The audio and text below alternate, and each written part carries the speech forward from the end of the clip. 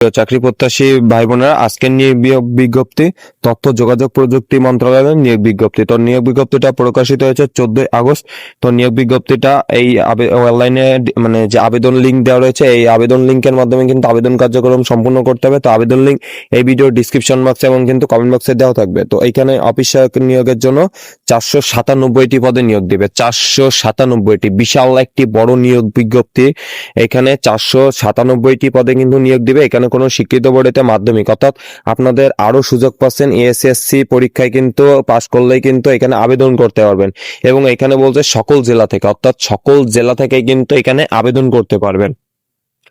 তারপরে বলছে যে 18 বয়স সীমা বলছে 18/8/2025 অনুযায়ী 18 থেকে 32 বছরের ভিতরে হইতে হবে।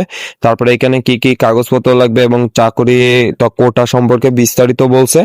তারপরে এখানে বলছে যে ওয়েবসাইট দেখা যাচ্ছে, ওয়েবসাইটের মাধ্যমে কিন্তু আবেদন করতে হবে, প্রথমেই বলছি। তারপরে এখানে অনলাইনে আবেদনের শুরুর তারিখ বলছে 18/8/2025 তারিখ। অলরেডি কিন্তু আবেদন কার্যক্রম শুরু হয়ে গিয়েছে এবং চলবে 17/9/2025 তারিখ বিকাল 5টা পর্যন্ত। আবেদনের জন্য 300x300 পিক্সেলের স্বাক্ষর ছবি লাগবে এবং 300x80 পিক্সেলের স্বাক্ষর সাইজ ছবি লাগবে। তারপরে এখানে আপনাদের আবেদন ফি কত, এখানে বলছে 50 টাকা এবং টেলিটক সার্ভিস 6 টাকা সহ টোটাল 56 টাকা কিন্তু পরিশোধ করতে হবে 72 ঘন্টার ভিতরে, অর্থাৎ আবেদন সাবমিট করার 72 ঘন্টার ভিতরে টাকাটা পরিশোধ করতে হবে। তো আবেদনটা এই যে মাধ্যম দেখা যাচ্ছে, এই মাধ্যমে কিন্তু টেলিটক সিমের মাধ্যমে কিন্তু আবেদন ফিটা পরিশোধ করতে হবে। অর্থাৎ প্রথমে আবেদন করতে হবে, আবেদন করার পরে আপনাকে একটা ইউজার আইডি দিবে, ইউজার আইডিটার মাধ্যমে কিন্তু আপনি টাকাটা পরিশোধ করবেন।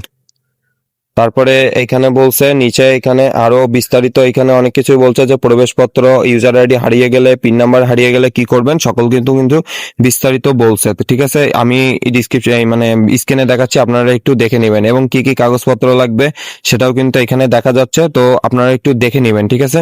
তো এই হলো তথ্য যোগাযোগ প্রযুক্তি বিভাগ অধিদপ্তরের নিয়োগ বিজ্ঞপ্তি সম্পর্কিত বিস্তারিত আলোচনা। তো এখানে কোনো বিষয় যদি জানার থাকে অবশ্যই কমেন্ট করবেন। প্রিয় চাকরি প্রত্যাশী ভাই বোনেরা, আজকের মতো তাহলে এই পর্যন্ত। সকলে ভালো থাকবেন, সুস্থ থাকবেন আর নিয়মিত চোখ রাখবেন আমাদের বিডি জব নিউজে। ভিডিওটি শেষ পর্যন্ত দেখার জন্য সবাইকে অনেক ধন্যবাদ।